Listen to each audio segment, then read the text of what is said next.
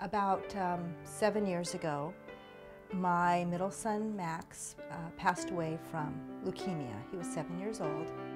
For the first couple of years, it was very, very difficult. Max was a wonderful, wonderful little boy, just a great sense of humor, and people would call him an old soul. I said, you know, Max, this is really your decision. You can choose to fight this thing, or you can choose not to. It's really up to you. And he just looked at me and he said, Dad, I'll never give up. Max lost his battle in 2001. For years, Jane would often find herself in his room where she would grieve. Then I started to heal and decided that I needed to really embrace my life again. And I had two other boys that needed their mom. So I thought, you know, I've got to figure out a way to get myself going and have something to look forward to.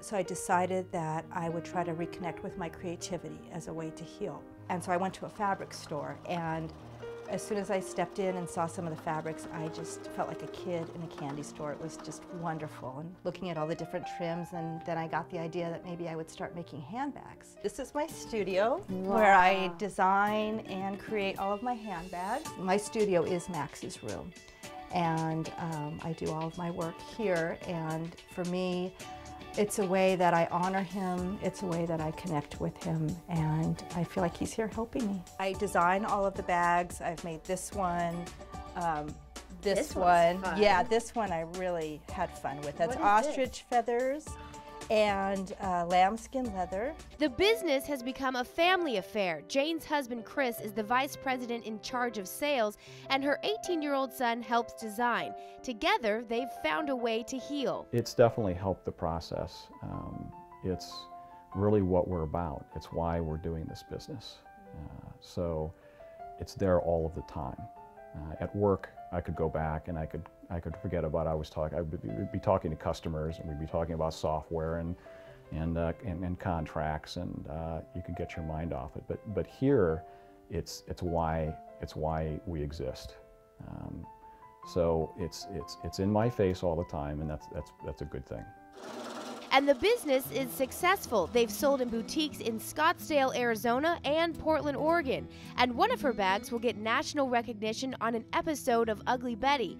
But for the Dearborns, this business is more than just making and selling bags. It's really not about the handbags for me. I love designing them and making them and seeing people wear them, but for me it's about giving back. With the childhood leukemia, we saw so many families and so many children in pain. So if we can make a difference in even one person's life, then we've served our purpose. And in this process of inspiring others and raising money for research, Jane has found a way to rebuild herself. Going back 7 years, I would have never dreamed that this would have been my life. So I do hope that other people can be inspired by that and know that if you're going through a difficult time, that things can and will get better. You can rebuild your life in a way that you never imagined. For Better, I'm Brooke Carlson.